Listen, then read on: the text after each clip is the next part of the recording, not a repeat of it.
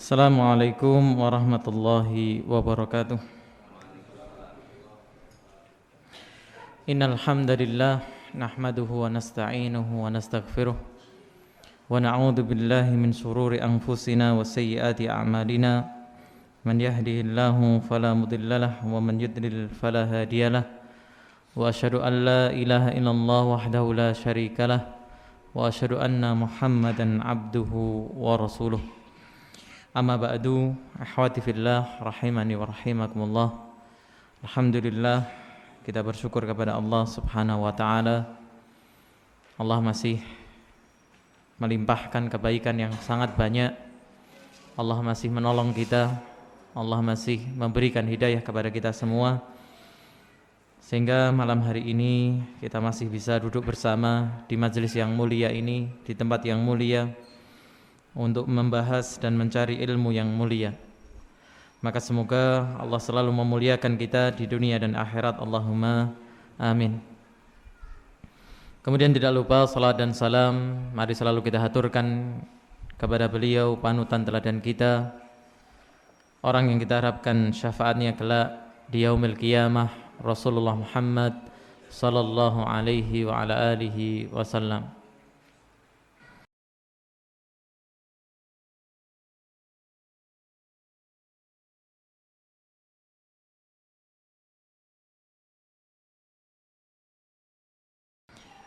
Insyaallah malam hari ini kita akan memulai kitab Ta'limul Muta'allim, Tariqat Ta'allum, mengajarkan kepada para penuntut ilmu bagaimanakah jalan menuntut ilmu. Sedikit mengingatkan, kitab ini ditulis oleh Al-Imam Az-Zarnuji yang hidup di abad ke-7 Hijriyah. Itu biografi singkat yang kemarin sudah kita sebutkan. Kita mulai dari halaman yang kedua. Qala al-muallifu rahimahullahu ta'ala, Bismillahirrahmanirrahim. Alhamdulillahilladzi faddala bani adama bil ilmi wal amali ala jami'il alami. Beliau memulai dengan basmalah, kemudian dengan pujian kepada Allah. Alhamdulillah, segala puji hanya milik Allah. Alladzi, yang faddala, telah mengutamakan Bani Adam, anak keturunan Nabi Adam. Dengan apakah keturunan Nabi Adam ini menjadi mulia, menjadi utama? Bil ilmi wal amal, dengan ilmu dan amal. Jadi kemuliaan anak keturunan Nabi Adam itu dilihat dari ilmu dan amalnya. Ala jami'il alam, mereka telah diutamakan atas seluruh alam semesta. Wassalatu ala Muhammadin, dan salawat kepada Nabi Muhammad, Sayyidil Arabi wal Ajam, penghulunya, tuannya, pemimpinnya orang Arab dan non-Arab. Karena Nabi Muhammad diutus untuk seluruh alam. Wa ala alihi, dan kepada keluarganya, wa ashabihi, dan para sahabatnya, ya nabi'il ulumi wal hikami, yang mana keluarga Rasulullah SAW dan para sahabat digambarkan oleh penulis sebagai yanbu, sebagai sumber dari ilmu dan hikmah. Ini menunjukkan, sebagaimana juga nanti akan disebutkan pada kitab ini, bahwa penulis memotivasi kita untuk mengikuti manhajnya para sahabat, mengambil ilmunya para sahabat, karena merekalah sumber dari ilmu dan hikmah. Wa ba'du, dan kemudian ini masih muqaddimah dari kitab ini.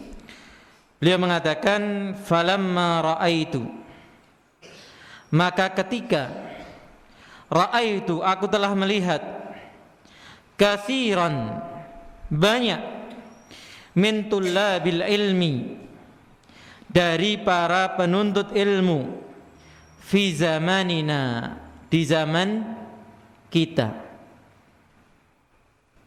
Zamannya siapa?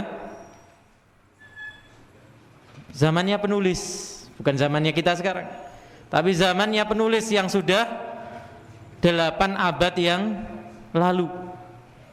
Apa fenomena yang ada waktu itu? Diceritakan oleh beliau, yajidduna ilal ilmi, para penuntut ilmu itu bersungguh-sungguh dalam mencari ilmu, tapi ternyata wala yasiluna,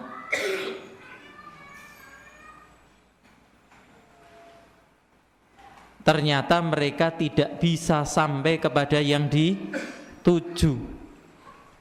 Mereka tidak mendapatkan apa yang dicari, yaitu ilmu. Berarti ini menjadi ibrah, menjadi peringatan bagi kita. Kalau 8 abad yang lalu para penuntut ilmu bersungguh-sungguh, ternyata banyak yang tidak dapat ilmu.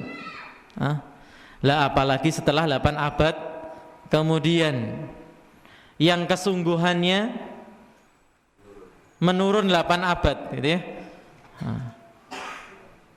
Nah, berarti sampainya juga jauh menurun. Au min manafihi wa thamaratihi, atau mereka itu dari manfaatnya, manfaat ilmu, wa thamaratihi, dan buah-buahnya ilmu.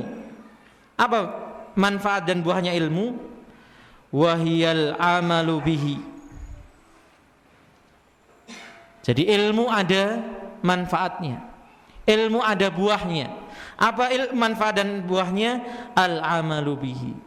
Ilmu hanya sarana, tujuan akhirnya adalah mengamalkan ilmu tersebut. Itulah orang yang telah mengambil manfaat dari ilmunya, bukan pengetahuannya yang banyak, bukan hafalannya yang banyak, tapi dari pengetahuan yang banyak dan hafalan yang banyak itu seberapa yang dia amalkan, itu manfaat yang dia ambil. Wan nasru, ternyata manfaat ilmu bukan hanya amal, tapi apa? An-nasr, bisa menyebarkan ilmu tersebut. Jadi orang yang ilmunya bermanfaat, ilmunya tidak berhenti untuk dirinya sendiri, dia bisa menularkan kepada orang lain. Itu ciri ilmu yang bermanfaat.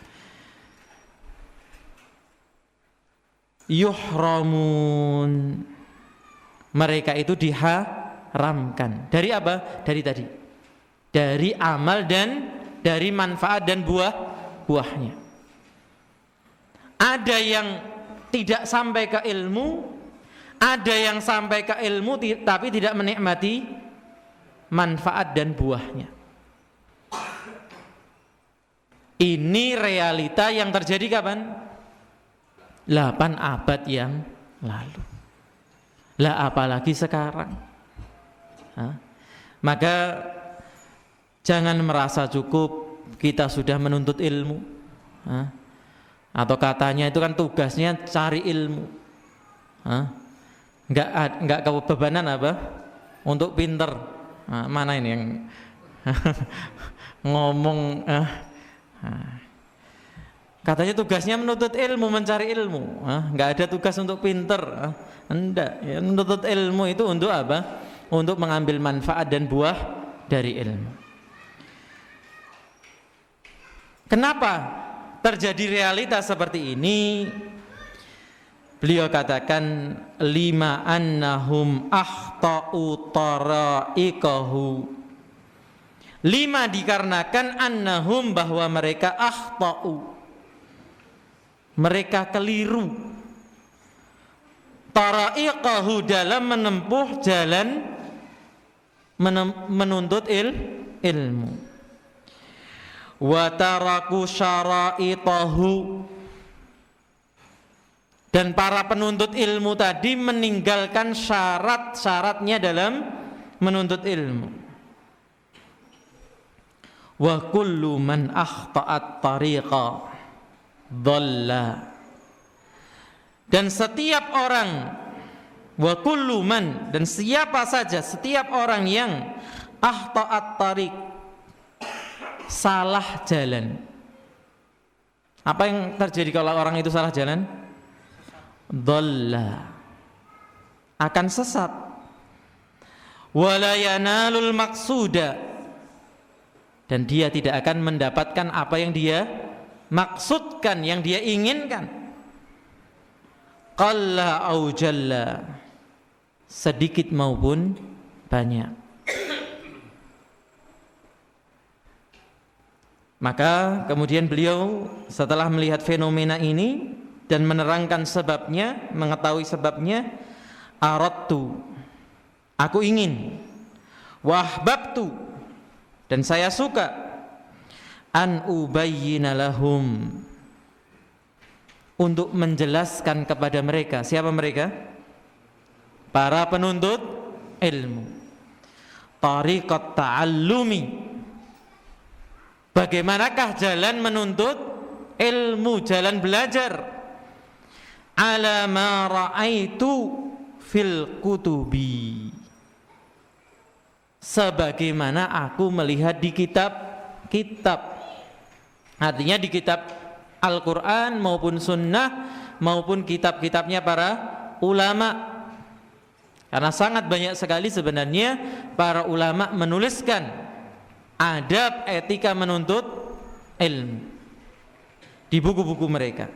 Maka ini adalah ringkasan sari dari yang selama ini beliau pelajari dan lihat di kitab-kitabnya para ulama. Wa sami'tu min asatidhi, nah, gitu ya. Dan yang aku dengar dari guruku, ulil ilmi wal hikami, yang mereka punya ilmu dan hikmah.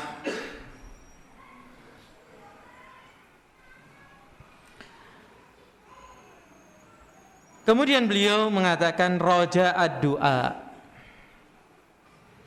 Tentu beliau tidak berharap apa-apa dari penulisan ini, kecuali apa? Roja ad-du'a. Beliau berharap doa.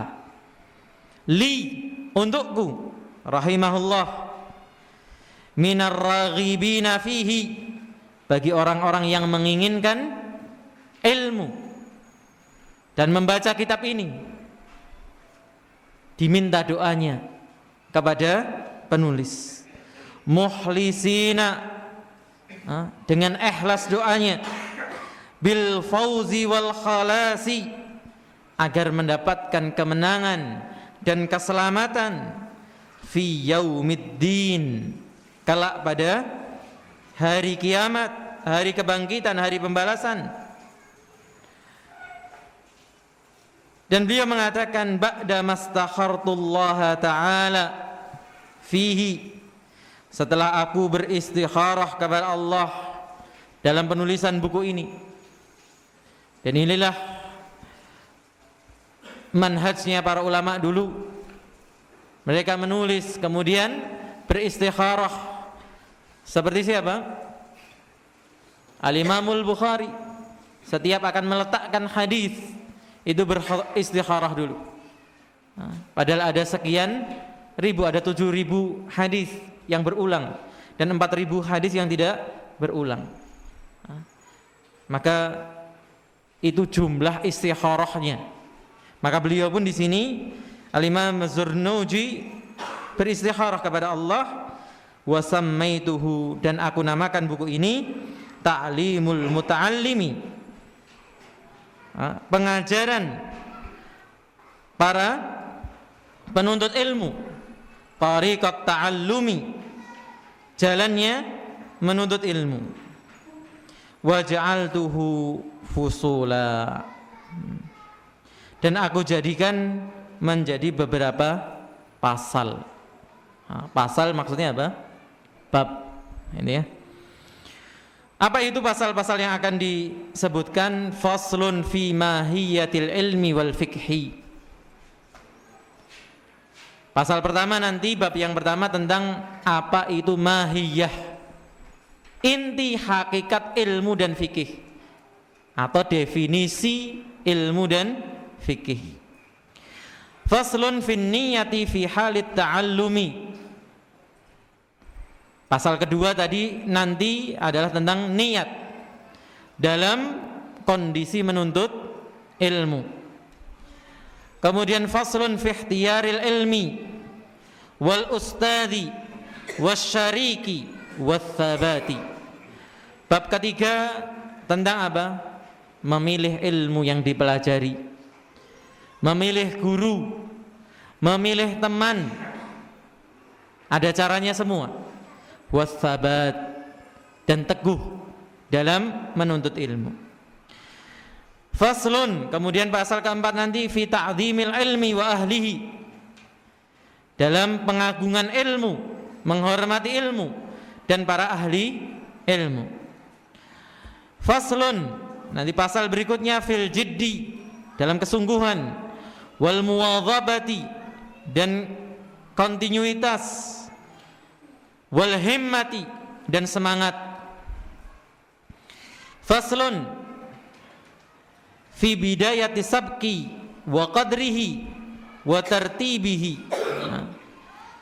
Pasal tentang apa? Bagaimana kita memulai perjalanan menuntut ilmu, sabak, gitu ya. Kadarnya, susunannya. Jadi ini insyaallah sampai akhir nanti bab-bab yang akan kita pelajari. Karena nanti kita juga akan mengulangi, kita cukupkan ini sebagai perwakilan dan kita masuk kepada bab yang pertama. Apa bab yang pertama? Faslun fi mahiyatil ilmi wal fiqhi wa fadlihi. Paragraf di bawah itu. Pasal tentang mahiyah, hakikat ilmu, fikih dan keutamaannya. Qala Rasulullah sallallahu alaihi wasallam. Rasulullah sallallahu alaihi wasallam telah bersabda, talabul ilmi fariidatun ala kulli muslimin wa muslimatin. Rasulullah telah bersabda, menuntut ilmu itu kewajiban atas setiap muslim. Dan ini riwayat yang lemah. Ini diantara yang kemarin kita sebutkan, ada beberapa hal yang perlu kita ingatkan dalam buku ini. Termasuk yang pertama ini, tentang riwayat talabul ilmi fariidatun ala kulli muslimin wal muslimah. Tambahan wa muslimah ini tambahan yang lemah. Sedangkan riwayat yang sahih adalah hanya sampai muslim. Karena muslim itu mencakup laki dan perempuan. Maka Rasulullah SAW telah mengatakan bahwa menuntut ilmu itu kewajiban bagi setiap muslim dan muslimah.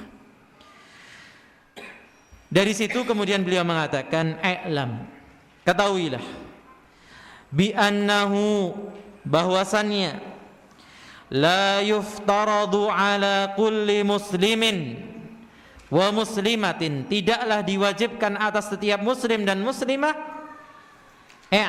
Diulangi lagi, ini salah ketik mungkin.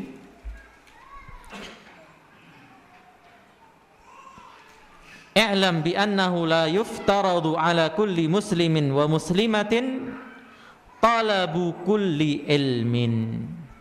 Ya. Ketahuilah bahwasannya tidak diwajibkan bagi seorang muslim dan muslimah untuk apa? Menuntut semua ilmu. Nah, karena ilmu itu amat sangat dan sangat luas dan banyak. Nah, sebagian mengungkapkan ilmu itu seperti laut tanpa batas. Sehingga kalau semua ilmu harus kita pelajari, ini taklifun bima la yutaq, tugas yang tidak akan mampu dikerjakan oleh siapa saja. Maka beliau di awal sudah mengingatkan, ketika Rasulullah SAW bersabda talabul ilmi faridah, menuntut ilmu itu kewajiban, itu tidak semua ilmu. Lalu ilmu apa yang wajib kalau tidak semua ilmu? Wa innama, dan sesungguhnya yuftaradu alaihi, diwajibkan kepadanya, kepada seorang muslim atau muslimah, talabu ilmil hal. Nah, ini istilah baru mungkin bagi kebanyakan kita. Kita itu wajib menuntut ilmu apa? Ilmu kondisi. Hal itu apa? Kondisi keadaan. Ilmu keadaan, ilmu kondisi. Dan ini adalah ungkapan beliau yang sangat ringkas menggambarkan apa yang akan disebutkan setelahnya. Kama yuqalu, sebagaimana dikatakan oleh sebagian, afdalul ilmi ilmul hal. Ini kata-kata hikmah. Seutama-utama ilmu adalah ilmul hal. Wa afdalul amali hifdzul hal. Seutama-utama ilmu adalah ilmu kondisi, dan sebaik-baik amal menjaga kondisi. Nah, sekarang apa tuh yang dimaksudkan kondisi ini? Ini yang penting. Wa yuftaradu 'alal muslimi talabu ilmi ma yaqa'u lahu fi halihi. Yang dimaksudkan ilmu kondisi adalah menjadi kewajiban setiap muslim mencari ilmu ma yaqa'u lahu, apa yang dia sedang pada satu kondisi. Maksudnya bagaimana? Kalau ada seorang masuk Islam,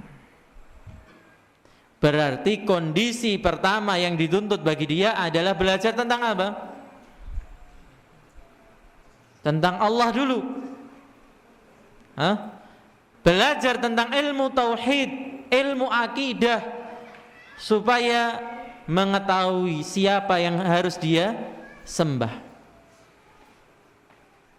Kemudian kalau orang ini sudah kenal Allah, maka berikutnya yang menjadi tugasnya adalah apa? Salat. Berarti menjadi kewajiban dia, kondisinya dia sekarang wajib belajar apa? Salat. Ternyata orang ini orang yang kaya, punya harta, berarti berkewajiban belajar tentang zakat. Datanglah bulan Ramadan, kondisinya sekarang berarti dia tertuntut belajar tentang puasa. Uangnya cukup untuk mendaftar haji, dan alhamdulillah panggilan haji tinggal beberapa bulan lagi. Berarti kondisinya menuntut belajar apa? Haji. Itu yang dimaksudkan dengan ilmu kondisi. Jadi kondisi dia apa, itulah ilmu yang wajib dia pelajari. Maka kalau orang, kebanyakan kita misalnya sekarang duitnya belum sampai 42.500.000, hitungan-hitungan mudahnya, yaitu 85 gram emas kali 500.000.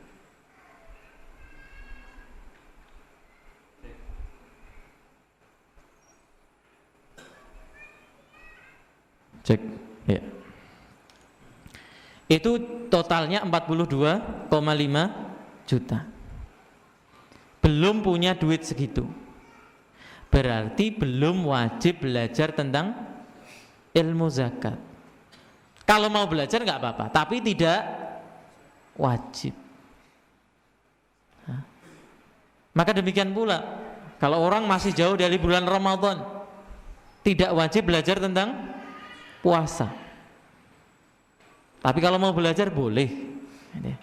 Nah, yang kita bicarakan sekarang tentang ilmu yang wajib.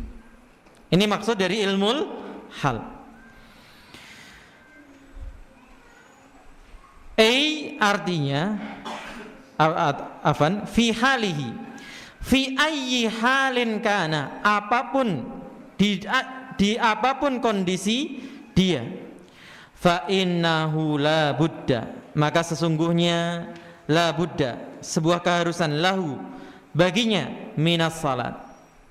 Jadi kalau ada orang berkewajiban salat, berarti apa? Fa yuftaradu alaihi ilmu ma yaqa'u lahu fi salatihi, maka menjadi wajib baginya ilmu apa saja yang yaqa'u lahu, yang menjatuhkan dirinya, yang dia dengannya bisa mengerjakan apa? Salatnya. Karena dia sekarang tertuntut untuk salat. Berarti kondisinya sekarang harus bisa salat. Apa yang wajib baginya? Belajar salat. Biqadri ma yuaddi bihi fardhas salati. Nah, ternyata salat itu ilmunya juga sangat luas. Ukurannya seberapa? Sebanyak yang dengannya dia bisa mengerjakan kewajiban salat. Apa misalnya? Syarat sahnya salat, rukunnya salat, wajibnya salat, sunnahnya salat, selesai. Belajar misalnya tentang khilaf para ulama hukum salat sunnah, nggak wajib bagi dia. Belajar tentang khilaf salat tahajud, tidak wajib bagi dia. Yang penting dia bisa mengerjakan salat sempurna, sudah gugur kewajibannya belajar salat.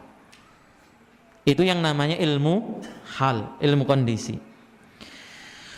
Wa yajibu alaihi, dan wajib baginya, ma yaqa'u lahu biqadri ma yuaddi bihil wajibah, apa yang menjadikan baginya itu dengan kadar yang dia mengajarkan dengannya hal-hal yang wajib. Jadi setiap kewajiban yang lain selain sholat, ada kewajiban apa? Zakat, berarti wajib belajar zakat. Ada kewajiban puasa, wajib belajar puasa. Ada kewajiban berangkat haji, wajib belajar haji, dan seterusnya. Li'anna ma yutawassalu bihi ila iqamatil fardhi, li'anna, dikarenakan, ma apa-apa, yutawassalu bihi, diwasilahkan dengannya, artinya menjadi sarana dengannya, ila iqamatil fardhi, kepada menegakkan yang wajib, yakunu fardhan, dia juga menjadi wajib. Kaidahnya para ulama menyebutkan, apa kaidahnya? Dulu sering kita ulang-ulang di dalam pembahasan fikih. Itu kan dulu, Ustaz. Itu ya? Apa? Al-wasail laha ahkamul maqasid. Sarana itu punya hukum, hukumnya apa? Tujuan. Jadi sarana hukumnya ngikut siapa? Yang dituju. Kalau yang dituju wajib, berarti sarananya menjadi apa? Wajib. Contohnya wudu. Wudu hukumnya apa? Pada asalnya sunnah. Antum sekarang enggak wudu, dosa enggak? Enggak. Tapi disunnahkan untuk menjaga wudu. Tapi begitu azan, ada kewajiban apa? Sholat. Ternyata antum belum wudu. Hukumnya wudu sekarang? Kenapa? Karena wudu sarana untuk mengerjakan sholat. Maka sarana mengambil hukum mana? Yang dituju. Al-wasail laha ahkam maqasid.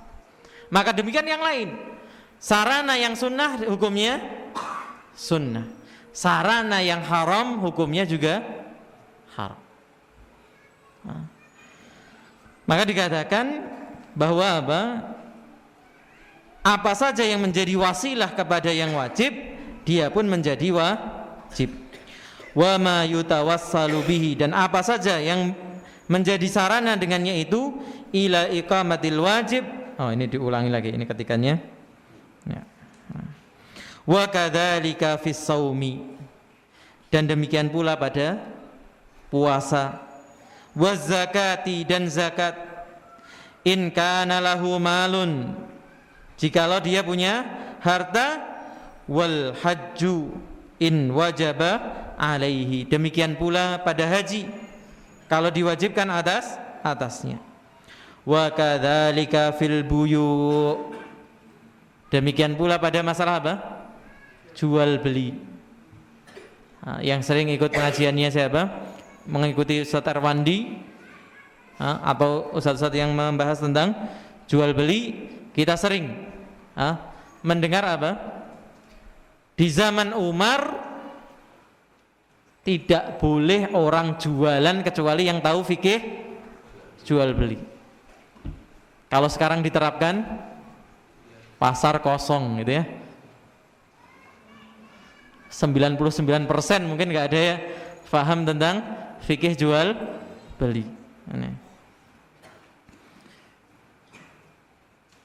In kana yattajiru, jikalau dia berjual beli.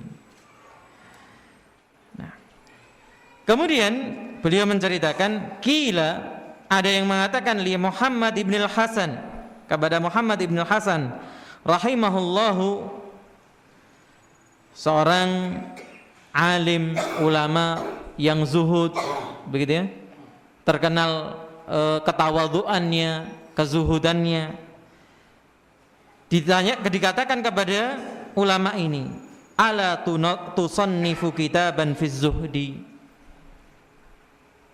tidakkah kamu wahai imam, tidakkah engkau wahai guru menuliskan kitab tentang kitab zuhud. Anda ini kan orang zuhud, punya pengalaman tentang zuhud, punya ilmu tentang zuhud, nulis kitab tentang zuhud. Apa jawabnya? Qala sannaftu kitaban fil buyu. Jawabnya, saya itu sudah nulis kitab zuhud. Apa kitab zuhudnya? Kitab tentang jual beli. Bagi kita yang terbatas ilmunya ini mesti bertanda tanya. Wong kitab zuhud itu kan tentang bagaimana tentang tawadhu, tentang ngirit dengan dunia, jauh dari dunia. Ini kok malah nulis tentang jual beli. Gimana hubungannya? Maka beliau mengatakan, yakni, menerangkan, az-zahidu, orang yang zuhud yang sebenarnya, bukan orang yang mengaku-ngaku zuhud. Sebagian orang menganggap zuhud itu pokoknya kalau pakaiannya jelek, kendaraannya jelek, rumahnya jelek, itu sudah zuhud.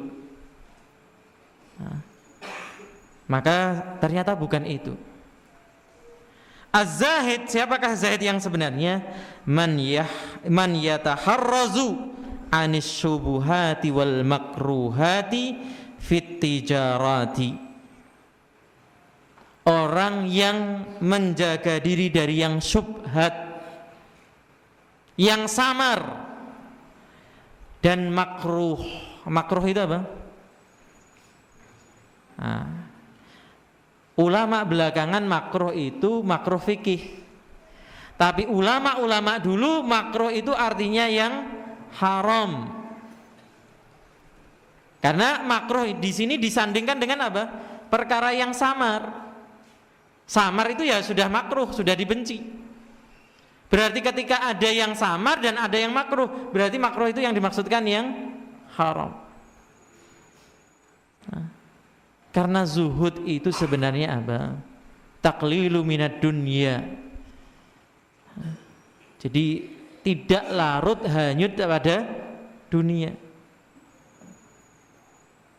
Orang zuhud bisa kaya, bisa. Orang zuhud bisa pakai baju yang bagus, bisa.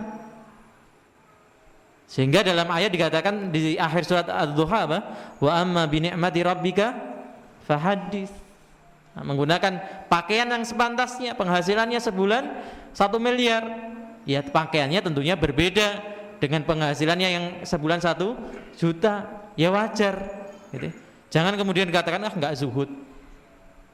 Pakaian yang bermerek, kalau duit-duit gituku gitu ya. Nah, malah kalau kemudian dia memaksakan diri dengan pakaian yang tidak layak baginya, malah ini menyelisih tadi wa amma bi ni'mati rabbika fahaddits. Demikian pula dikatakan di sini orang yang zuhud adalah yang menghindari diri dari perkara yang makruh dan perkara yang haram fit tijarat. Dalam hal jual beli.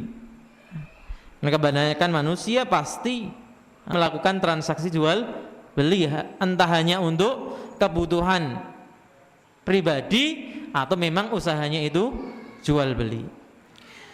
Wa kadzalika yajibu fi sairil muamalati wal hirafi. Dan demikian pula wajib pada setiap muamalat dan segala yang kita miliki, harta yang kita miliki. Wa kullu man ishtaghala bi syai'in minha, dan semua orang yang menyibukkan diri, yang punya kegiatan dengan harta, dengan muamalat, yuftaradu alaihi ilmu taharruzi anil harami fihi. Jadi apa saja kegiatan kita sebagai pegawai, kita sebagai pedagang, kita sebagai apa lagi?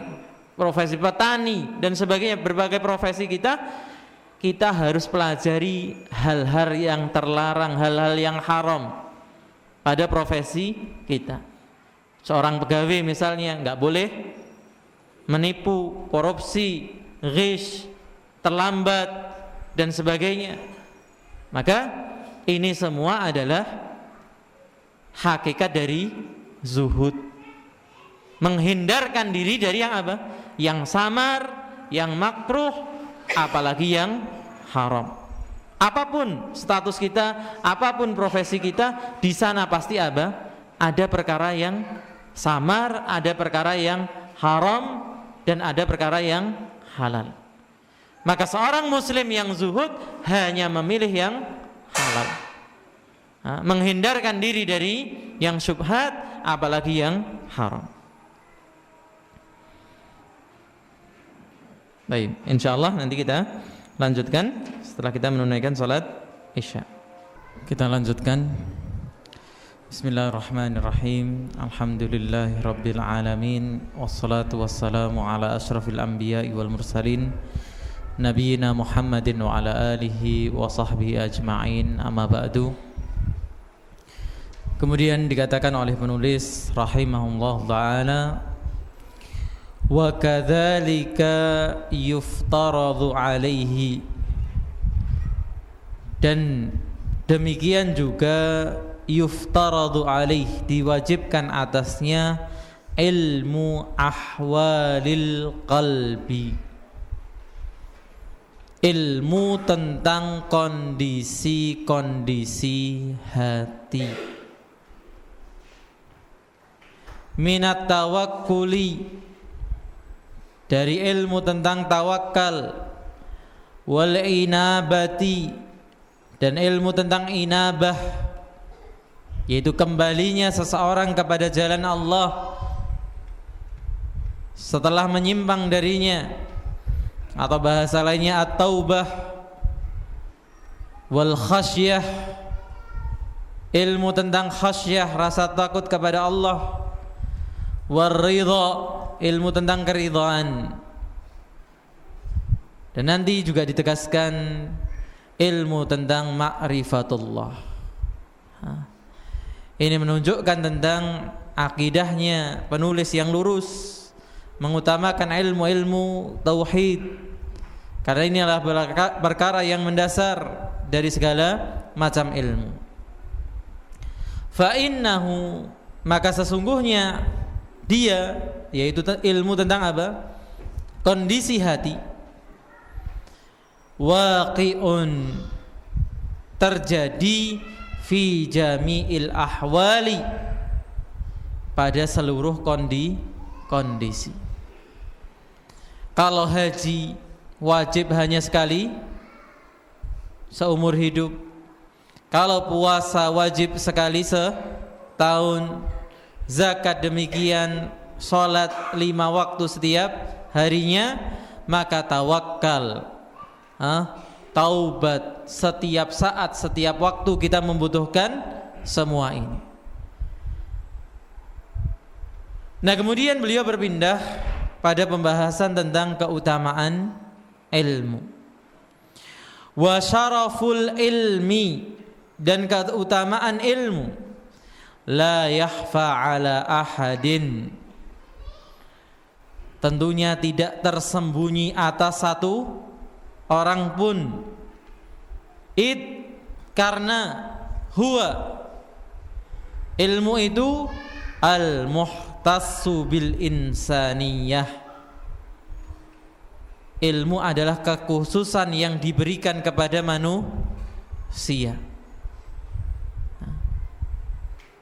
Jadi cukup ini sebagai apa? Bentuk keutamaan manusia, bentuk keutamaan ilmu, karena khusus diberikan kepada manusia. Li'anna jami'al khisali, karena seluruh khisal, khaslah, sifat, ciri, siwal ilmi, selain ilmu, yastariku fiha, bersama padanya, al-insanu wasairul hayawanati, dan seluruh hewan. Jadi sifat selain ilmu itu ada pada manusia, ada pula pada apa? Hewan. Contohnya kasyajaati wal jur'ati, keberanian dan kenekatan. Manusia punya keberanian dan kenekatan, hewan juga punya keberanian dan kenekatan. Bahkan sebagian hewan lebih nekat. Jadi ya, kucing dari atas rumah berani loncat. Coba kita mikir-mikir dulu gitu ya. Nah, wal quwwati, kekuatan, wal judi, kebaikan atau kemurahan. Saya nggak tahu kalau kemurahan ini contohnya hewan apa? Hewan apa yang pemurah? Apa ya?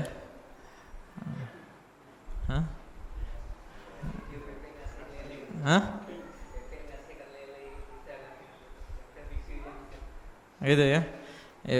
Ke apa anaknya begitu ya. Baik. Wasyafaqati, dan kasih sayang ada. Jadi pada hewan pun juga ada namanya kasih sayang. Wa ghairiha, dan sifat yang lain semua ada pada hewan dan juga ada pada manusia. Siwal ilmi, kecuali apa? Kecuali ilmu. Hewan kalau pintar dikatakan apa?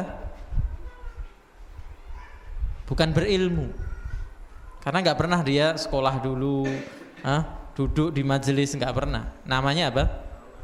Insting, naluri, yang Allah memang letakkan untuk mereka bertahan hidup. Wabihi adharallahu ta'ala fadla Adam alaihissalam 'alal malaikatihi. 'Alal malaikati. Dan dengan ilmu ini Allah nampakkan keutamaan Nabi Adam atas siapa? Para malaikat. Kenapa Nabi Adam lebih utama dari para malaikat? Karena diajari nama segala sesuatu. Maka Nabi Adam kemudian lebih utama, bahkan wa amarahum bisujudi lahu, diperintahkan para malaikat untuk sujud kepada Nabi Adam. Sujud penghormatan, bukan sujud peribadatan. Wa innama syarufal ilmi likaunihi wasilatan ila taqwa. Dan sesungguhnya kemuliaan ilmu itu juga dilihat dari mana? Likaunihi, dikarenakan dia wasilah. Ilmu adalah sarana menuju ke takwaan. Jadi kembali saya katakan, dan dikatakan oleh penulis bahwa ilmu adalah sarana. Ilmu bukan tujuan. Kalau sudah berilmu sudah, bukan. Tapi ilmu adalah mengantarkan seseorang kepada amal, kepada ketakwaan. Allati yastahiqqul karamata indallahi ta'ala was sa'adatal abadiyyata. Yang orang yang bertakwa ini, kalau orang sudah bertakwa, allati, yang dengan ketakwaan itu yastahiqqu, dia berhak mendapatkan apa? Al-karamah, kemuliaan. Indallahi ta'ala, di sisi Allah ta'ala. Was-sa'adah, bukan hanya mulia, juga mendapatkan apa? Bahagia. Dan bukan hanya bahagia sementara, al-abadiyata, kebahagiaan yang abadi. Kama qila, sebagaimana dikatakan li Muhammad ibn al-Hasan ibn Abdullah rahmatullahi alaih, seperti dikatakan kepada ulama tadi, Muhammad ibn Hasan ibn Abdullah, semoga rahmat Allah atasnya. Ta'allam fa innal ilma zainun li ahlihi.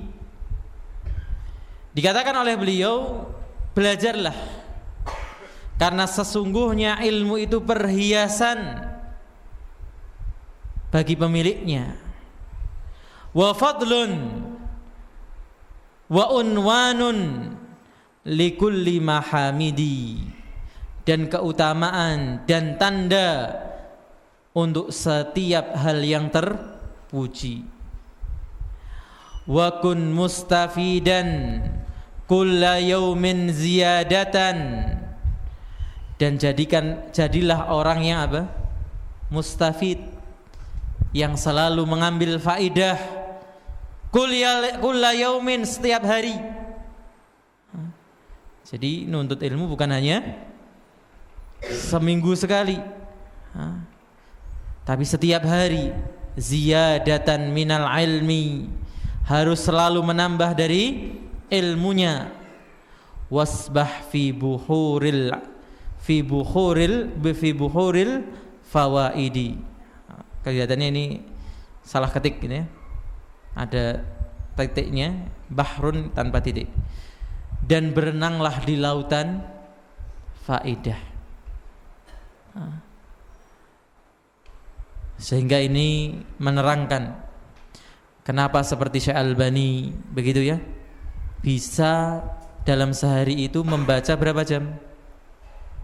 Kita pernah cerita, sebutkan oleh Syekh Ali itu sehari membaca 18 jam. Berarti berapa bagian dari kehidupan setiap harinya?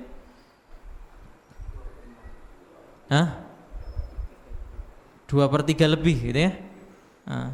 3/4. Iya. 3/4. 3/4 dari hidupnya itu untuk membaca setiap harinya. Sisa 6 jam untuk apa? Untuk istirahat, untuk cari makan dan seterusnya. Kenapa? Karena sudah merasakan nikmatnya ilmu. Sehingga ketika membaca ilmu, bergelut dengan ilmu, merasakan sedang berenang di lautan faedah. Dikisahkan beliau kemudian suatu ketika pernah masuk penjara. Maka di penjara inilah beliau menyelesaikan kitabnya apa? Mukhtasar Sahih Muslim. Jadi ini yang berlaku kepada para ulama. Ketika mereka harus menghadapi pemimpin yang berseberangan dengan akidahnya, berseberangan dengan pendapatnya, keyakinannya, kemudian harus mengalami kezaliman seperti ini di penjara, tidak kemudian memberontak, tidak kemudian bingung, stres, ngalamun. Dia malah merasa di penjara ini bisa mengambil kesempatan, seperti ulama-ulama terdahulu. Maka beliau ini bukan ulama orang yang dulu, baru meninggal di tahun 2000-an, gitu ya. Ulama zaman kita ternyata masih ada orang-orang yang seperti ini, gitu ya. Hidupnya benar-benar bergelut dengan ilmu, dan ketika harus menghadapi kezaliman bisa mengambil faedah, menyelesaikan mukhtasar ringkasan Sahih Muslim. Tafaqqah, dan bertafakuhlah, belajarlah fikih. Fa innal fikha afdalu qaidi, karena fikih itu seutama-utama penuntun ilal birri wat taqwa, kepada kebaikan dan ketakwaan. Wa a'dalu qasidi, dan sebaik-baik tujuan. Huwal ilmu al-hadi ila sunanil huda. Dia fikih itu adalah ilmu yang membawa petunjuk kepada jalan-jalan petunjuk. Huwal hisnu, dia adalah benteng. Yunji min jami'i syada'idi, yang akan menyelamatkan dari segala macam kesulitan. Fa inna faqihan wahidan mutawarri'an, maka sesungguhnya satu ahli fikih, satu ahli ilmu, mutawarri'an, yang mempunyai sikap wara', kehati-hatian, menjauhi hal-hal yang samar dan haram. Asyaddu ala syaitani min alfi abidin. Jadi satu orang alim itu lebih berbahaya, lebih berat bagi setan daripada 1000 ahli ibadah. Maksudnya ahli ibadah ini hanya menyibukkan diri dengan ibadah tanpa menyibukkan dengan ilmu. Bukan artinya orang yang berilmu tidak beribadah. Tapi lihat tadi, alim yang mutawarri', berarti dia orang yang alim dan amil. Wa kadzalika, demikian pula fi sairil akhlaqi. Kita juga perlu belajar tentang pada seluruh macam akhlak. Nahwil judi, seperti contohnya kemurahan, kedermawanan. Wal buhli wal jubni, tapi kita juga perlu mempelajari tentang kebahilan dan sikap pengecut. Wal jur'ati, dan sikap berani. Wat takabburi wat tawadhu'i, jadi belajar tentang kemurahan, tapi juga belajar tentang kebahilan, supaya bisa membedakan mana yang namanya kemurahan dan mana yang disebut kebahilan. Belajar tentang sikap pengecut, tapi juga belajar tentang sikap berani, supaya bisa membedakan. Karena dalam ungkapan dikatakan fabididdiha tattadhihul asya'u, dengan lawannya itu akan jelas sesuatu hal. Kita akan jelas warna yang putih kapan? Ketika bersanding dengan warna yang hitam, akan semakin jelas putihnya. Maka kita perlu belajar yang baik dan perlu belajar yang buruk pula. Kemudian wattakabburi wattawadhu, belajar tentang kesombongan tapi juga belajar apa yang harus diamalkan tentang tawadhu. Wal iffati wal israf, belajar tentang iffah, menjaga diri dari meminta-minta, tapi juga belajar tentang bagaimana orang yang berlebihan. Wa taqtir, boros, wa ghairiha, dan selainnya dari berbagai macam akhlak yang terpuji maupun yang tercela. Fa innal kibra wal bukhla wal jubna wal israfa haramun, maka sesungguhnya sombong, bakhil, pengecut, berlebihan itu semuanya haram. Wala yumkinu taharruzu anha, dan tidak mungkin seorang menjaga diri darinya illa bi ilmiha, kecuali dengan ilmunya. Bagaimana Anda bisa menghindari sombong? Ketika kita tahu sombong itu seperti apa. Sombong itu apa? Batarul haq wa ghamdun nas. Sombong itu menolak kebenaran dan merendahkan manusia. Oh, itu sombong, berarti saya tidak boleh menolak kebenaran, enggak boleh merendahkan orang lain. Kapan kita bisa bersikap ini? Ketika kita punya ilmunya. Maka dikatakan ta'allamtu syarra la lisyarri walakin litawakkih. Aku belajar tentang keburukan bukan untuk melakukan keburukan, tapi untuk menjaga diri dari keburukan. Fa inna man lam ya'rifis syarra yaqa'u fihi. Karena orang yang tidak mengerti akan keburukan akan terjerumus ke dalam keburukan tersebut. Wa ilmi ma yudadduha, dan kita juga perlu tahu ilmu tentang apa yang berlawanan dengannya. Fayuftaradu ala kulli insanin, maka menjadi kewajiban atas setiap manusia ilmuha, ilmu tentang apa? Lawan dari yang haram tadi, yang menjadi kewajiban dia. Wa qad sannafa as-sayyidul imamul ajallu syahid Nasiruddin Abul Qasim kitaban fil akhlaq wa ni'ma ma sannaf.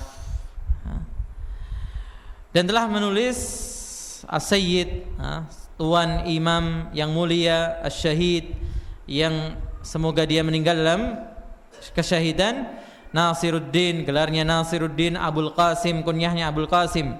Namanya sendiri enggak disebutkan siapa namanya. Ini semua gelar gitu ya. Sebuah kitab dalam perkara akhlak, wa ni'ma ma sannaf. Dan ini adalah sebaik-baik di antara yang ditulis. Fayajibu ala kulli muslimin hifdhuha, maka wajib atas setiap muslim untuk menjaga apa? Akhlaknya. Wa amma hifdhu ma yaqa'u fi ba'dil ahayini, sedangkan menjaga apa yang terjadi hanya pada sebagian kondisi, artinya terjadi kadang-kadang. Misalnya yang terjadi kadang-kadang apa? Orang meninggal, kemudian apa? Membagikan warisan. Nah, itu tidak terjadi setiap hari. Setiap hari Ustaz, ada orang mati. Iya, enggak setiap hari dari Indonesia gitu ya, ada dari tapi kan bukan kewajiban. Di lingkungan sekitar kita atau pada diri kita tidak terjadi setiap hari. Yang seperti ini hukumnya apa? Fa fardhun ala sabilil kifayah.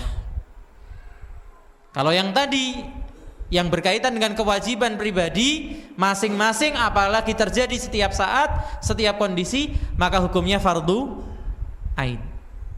Sedangkan yang terjadi kadang-kadang, tidak setiap saat, hukumnya fardu kifayah. Apa itu fardu kifayah?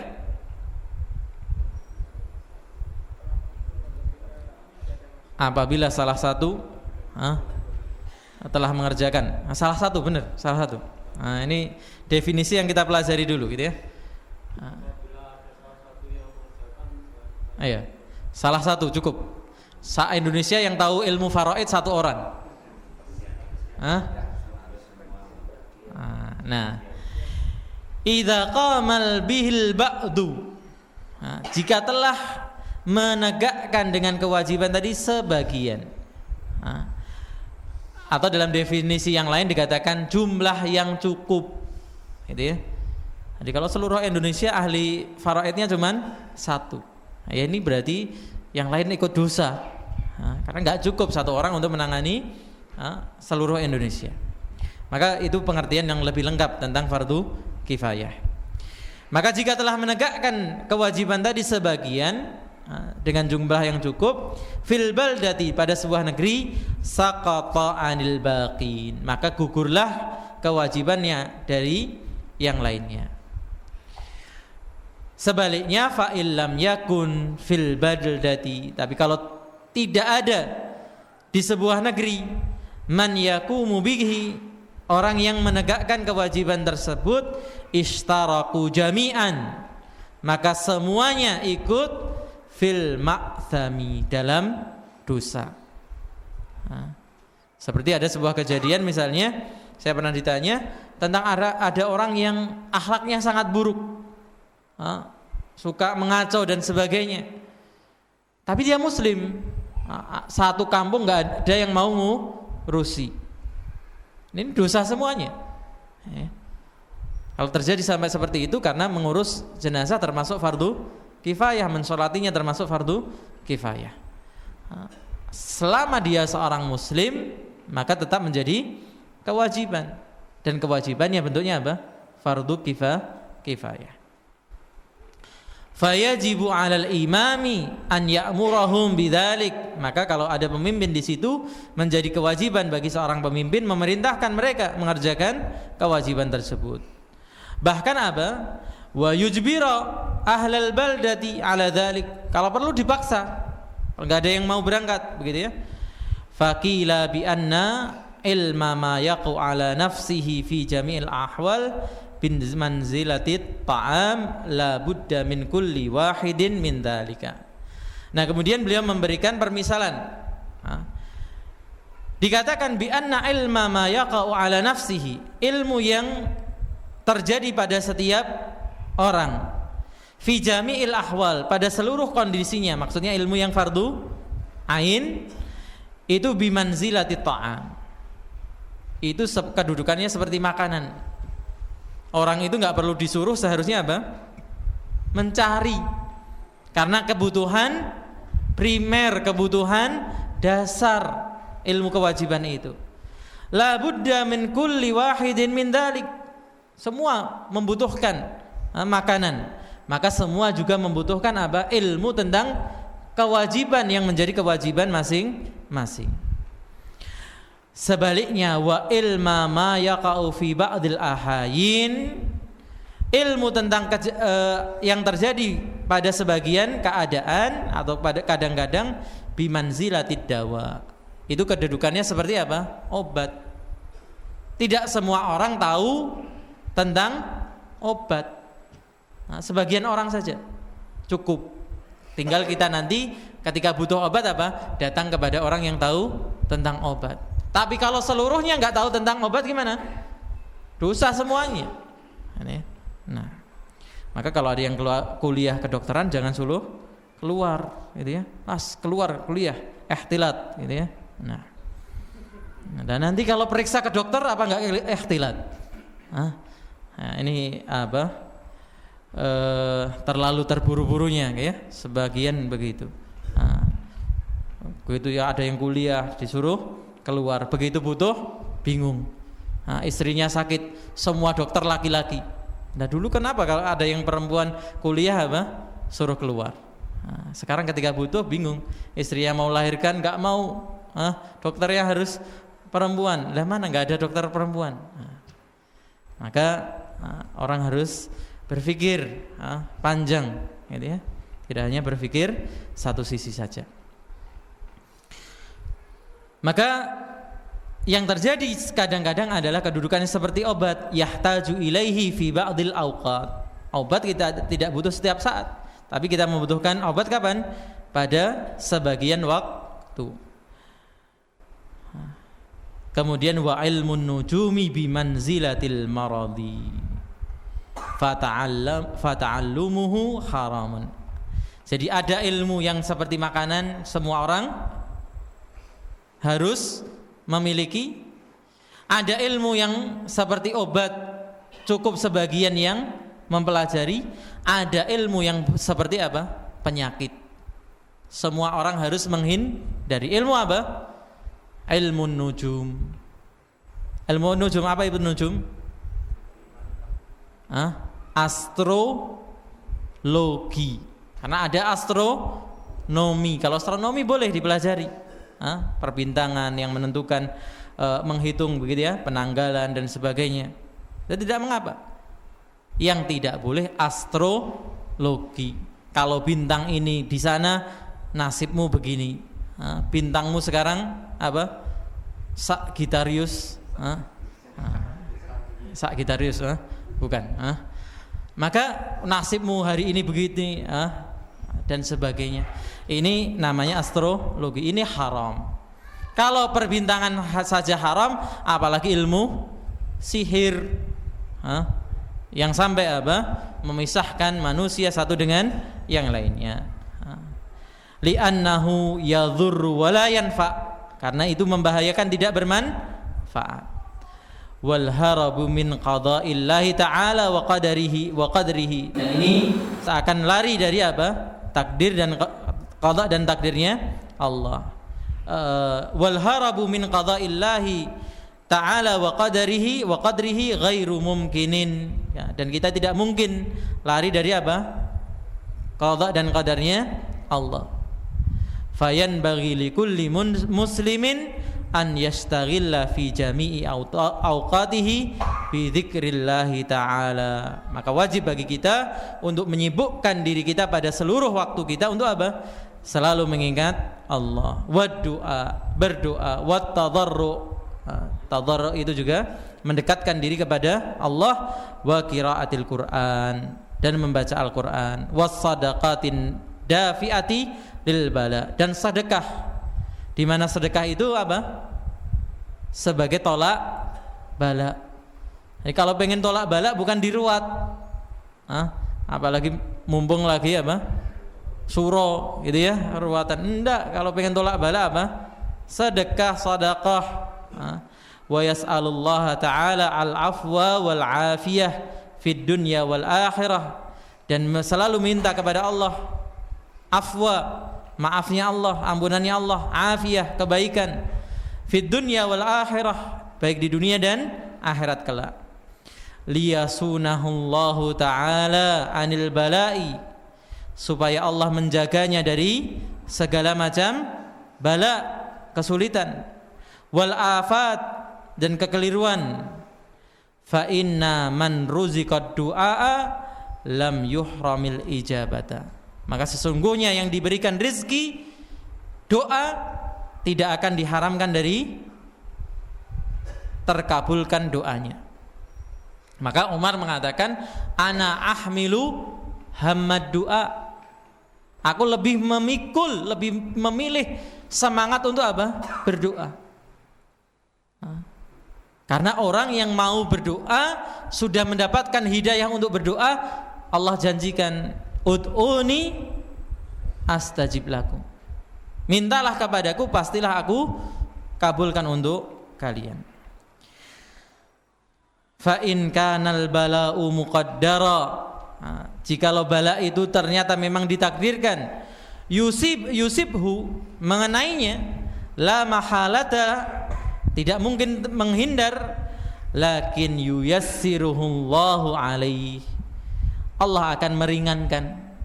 Jadi orang sama-sama mendapatkan musibah, tapi kalau orang yang selalu mengingat Allah, selalu berzikir kepada Allah, akan lebih ringan menanggung, memikul musibah yang datang dibandingkan orang yang jauh dari Allah.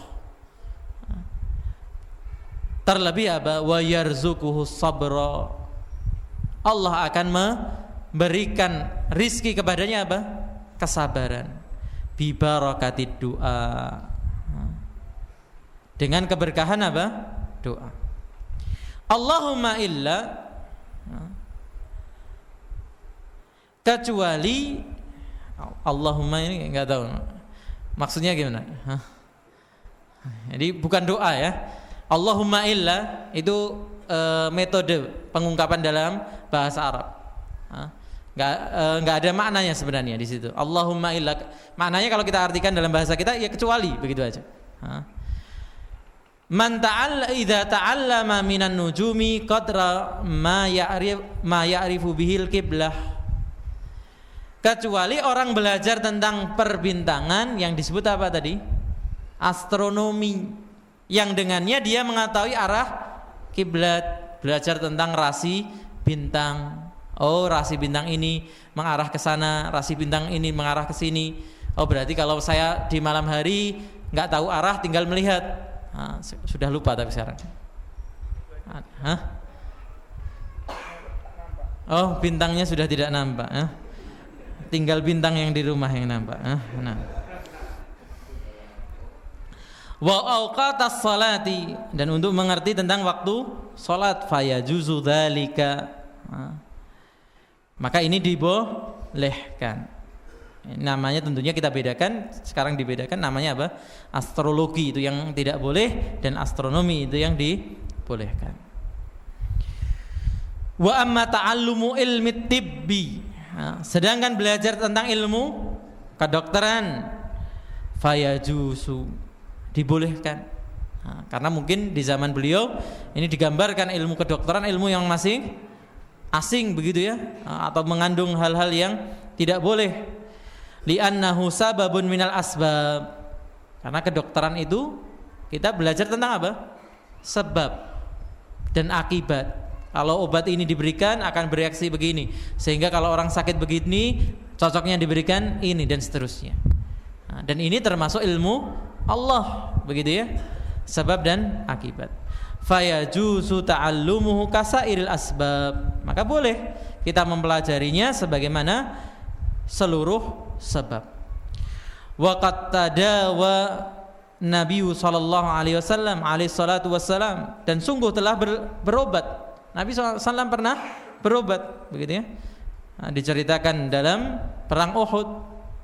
Siapa yang mengobati beliau? Siapa yang mencuci lukanya, yang mengobati? Putri beliau sendiri, Fatimah, dan yang menuangkan airnya apa? Menantunya Ali radhiyallahu anhu. Jadi waktu itu wajah beliau terluka, kemudian dituangkan air, ternyata darah malah semakin deras mengucur, maka diambilkan secari kain, dibakar oleh Fatimah dan ditempelkan kepada luka tadi. Waqad hukiya 'ani Syafi'i rahmatullahi alaih, dan diceritakan dari Imam Syafi'i bahwasanya beliau mengatakan al-ilmu ilmani. Ilmu itu yang sesungguhnya, hakikat ilmu itu cuma ada dua. Apa itu? Ilmu fikhi, ilmu fikih, lil adyan, bagi agama, artinya mempelajari ilmu agama, wa ilmu tibbi lil abdan. Fikih tadi maksudnya man yuridillahu bihi khairan yufaqihu fid din. Ini yang akan bermanfaat bagi apa? Bagi agamanya. Wa ilmu tib, dan ilmu kedokteran, lil abdan, yang bermanfaat bagi apa? Jasad badan manusia. Wa ma wara'a dzalika bulghatu majlisin. Sedangkan ilmu lain itu hanya penghias majlis. Maka kalau anak punya kecenderungan menolong gitu ya, suruh belajar kedokteran. Biayanya Ustaz, biayaan ini anak.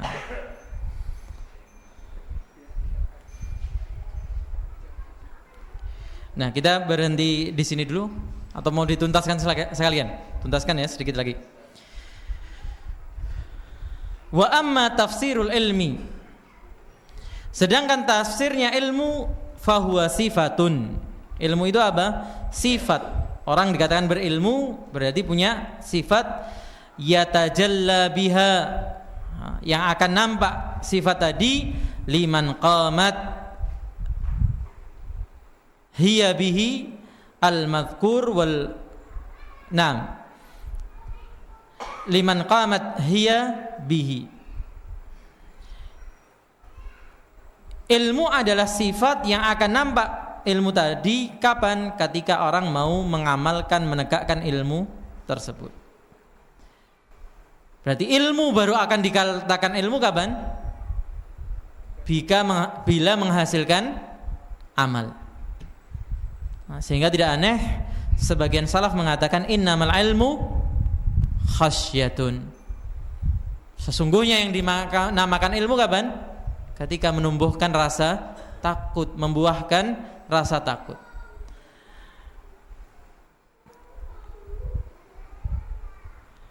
Wal fiqhu, sedangkan fikih ma'rifatu daqaiqil ilmi. Jadi ilmu itu.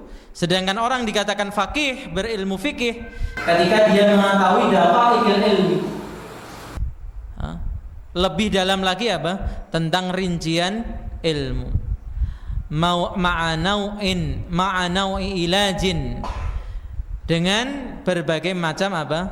Pengobatannya. Artinya semakin dalam orang mengetahui ini permasalahannya, solusinya ini dan sebagainya, itu dikatakan orang yang faqih. Maka pernah kita sebutkan orang faqih itu bukan orang yang bisa membedakan antara yang halal dan haram. Kalau itu mudah, itu baru derajat ilmu. Tapi orang faqih kapan? Yang bisa membedakan antara dua hal yang halal, mana yang lebih utama, dan bisa membedakan antara dua yang haram, mana yang lebih ringan keharamannya. Itu orang yang faqih. Ya, ada dua hal yang boleh dikerjakan, tapi mana yang lebih utama dalam satu kondisi. Ini bukan sembarang orang bisa menentukan. Qala Abu Hanifah rahmatullah alaih, berkata al-Imam Abu Hanifah, semoga Allah merahmatinya, al-fiqhu, fikih adalah ma'rifatun nafsi, pengetahuan jiwa, pengetahuan seseorang, malaha, apa yang menjadi haknya, wa ma'alaiha, dan apa yang menjadi kewajibannya. Wa qala, dan beliau juga mengatakan, mal ilmu illa al-amalu bihi. Tidaklah dikatakan ilmu kecuali apa? Mengamalkan ilmu tersebut. Wal amalu bihi, dan yang dikatakan mengamalkan ilmu kapan? Tarkul ajili lil ajili.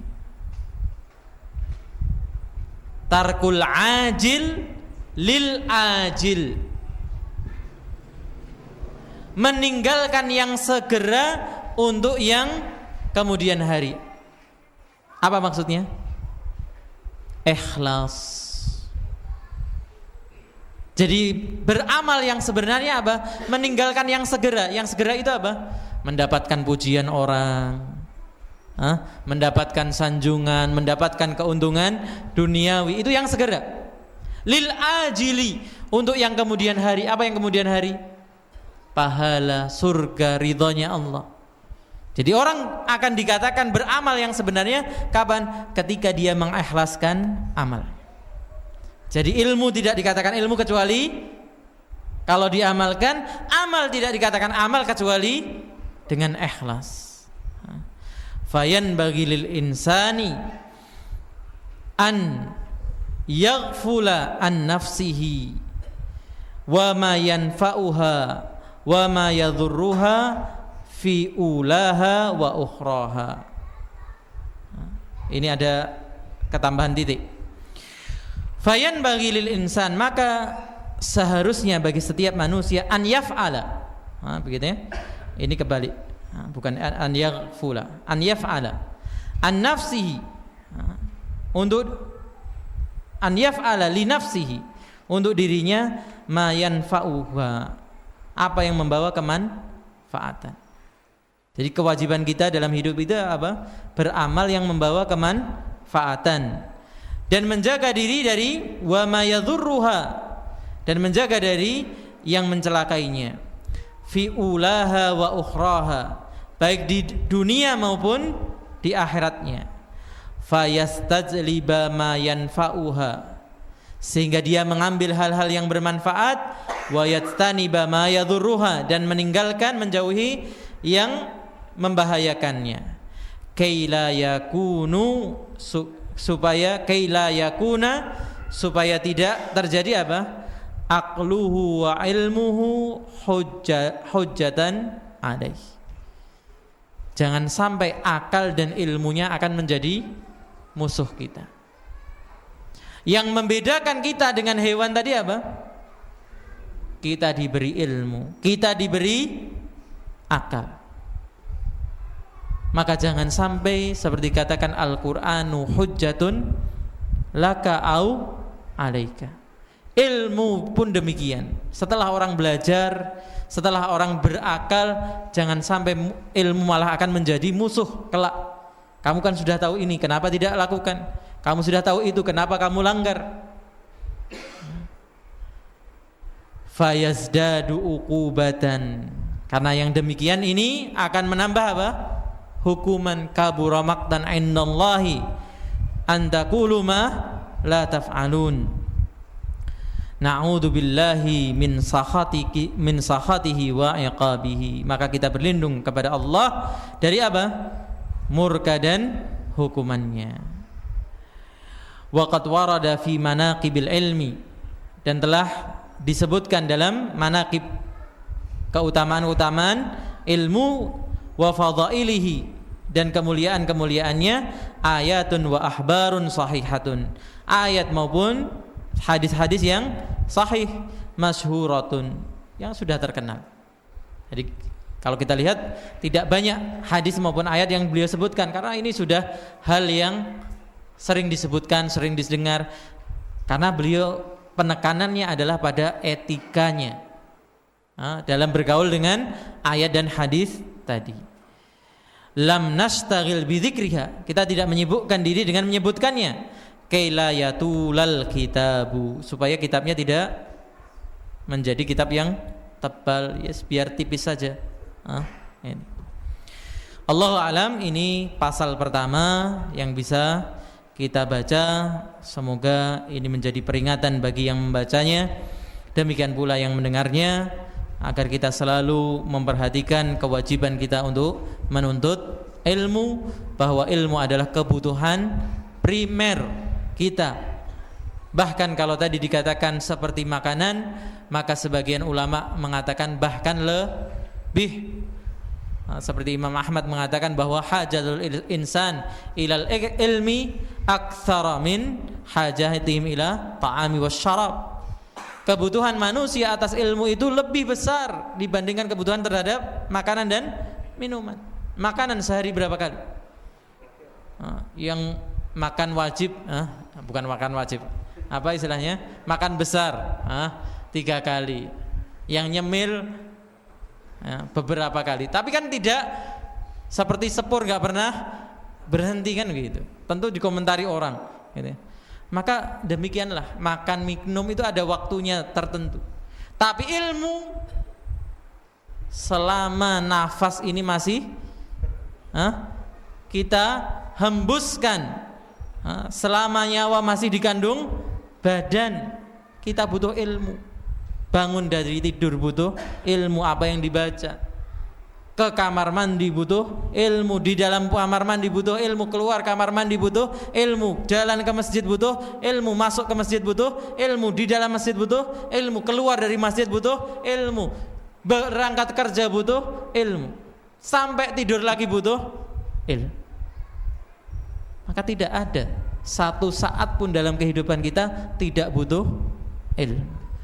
Maka semoga kita bisa istiqamah dalam menuntut ilmu setiap saat, setiap waktu, selalu menambah dan menambah. Allahumma amin. Subhanakallahumma wa bihamdika asyhadu an la ilaha illa anta astaghfiruka wa atubu ilaik. Assalamualaikum warahmatullahi wabarakatuh.